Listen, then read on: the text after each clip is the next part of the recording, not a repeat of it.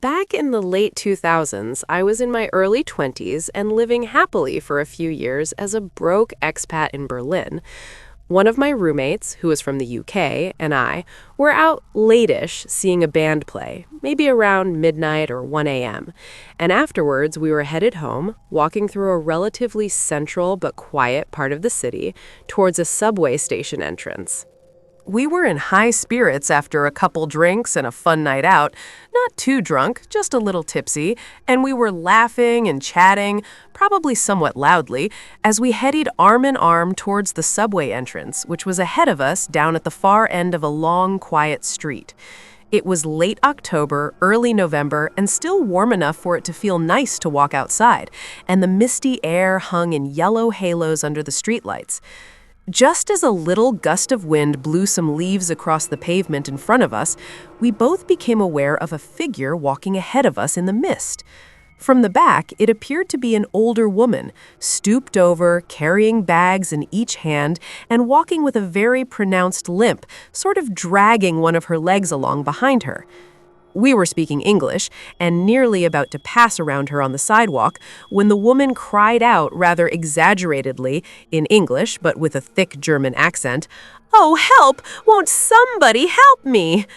She didn't sound frightened or worried so much as deeply demanding, and her tone of voice suggested she expected to be helped. My roommate tried to keep us moving ahead past her, but I softened and slowed down my pace because, after all, this was an elderly woman carrying bags late at night, and she clearly couldn't walk very well. I asked her what she needed help with, and she said, "It's my leg! Help me carry the bags! I live just over there!" And she nodded towards an apartment building entryway a half a block up the street. My inner Good Samaritan instincts kicked in, and I responded automatically, "Oh, of course we'll help you." My roommate seemed decidedly less enthused for some reason, but begrudgingly followed me as we each grabbed one of the woman's bags and carted them to the doorstep up the street.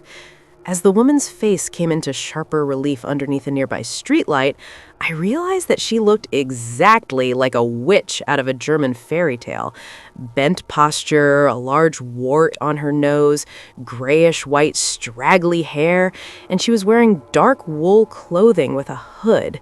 I was honestly taken aback by her appearance and nearly gasped out loud, but again, wanting to be polite, I pushed this to the back of my mind. Who cares what she looks like, I told myself. She's just an elderly lady who needs our help. When we arrived at her building's doorstep, the entryway door was surprisingly ajar. Not the norm at all in the neighborhood we were in, and she pushed it open easily, suddenly seeming to possess more strength than she had had moments before, and leaned forward to hold it open for me so that I could go in first and she would be behind me. She gestured up a dark and dingy flight of stairs and breathed, "Just up the stairs, just up the stairs." I froze in my tracks for a second in the doorway as my tipsy 23-year-old brain tried to puzzle it out.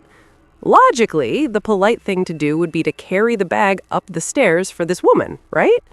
But then again, all the hairs were standing up on the back of my neck, and the building's hallway and narrow staircase in the dim fluorescent yellow light looked awfully foreboding. I could just make out a doorway at the top of the stairs on the right-hand side that was also slightly ajar, leading into an apartment. An air of intensely stale, musty smoke wafted down the stairs.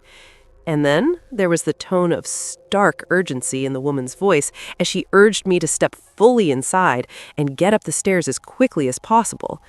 If I had to describe her tone, it wasn't too far from the voice of a cartoon villain rubbing their hands together while hatching a nefarious plan. As I stood in the entryway, tipsily trying to weigh the very bad feeling in the pit of my stomach against my lifelong fear of being impolite, I actually giggled at how absurdly horror movie-esque the moment felt.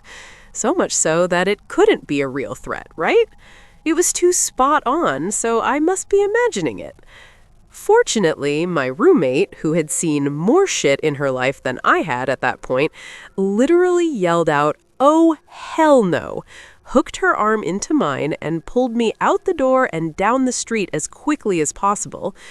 The old woman yelled disappointedly after us as my roommate whisked me across the street and down the subway stairs, back into the safety of a warm, brightly lit public space full of people. Once we had safely escaped, my roommate shared the two things that had set off definitive alarm bells in her head. One, she was certain that the woman's limp wasn't there initially as she walked ahead of us, and that it had only appeared as we got closer to her. And two, in her words, as you stood in the doorway, I suddenly knew that she had a creepy adult son waiting for us at the top of the stairs who was going to chain you to her bed. Perhaps it was just our fanciful imaginations, but I have always felt grateful to my roommate's instincts for keeping us away from whatever was at the top of those stairs.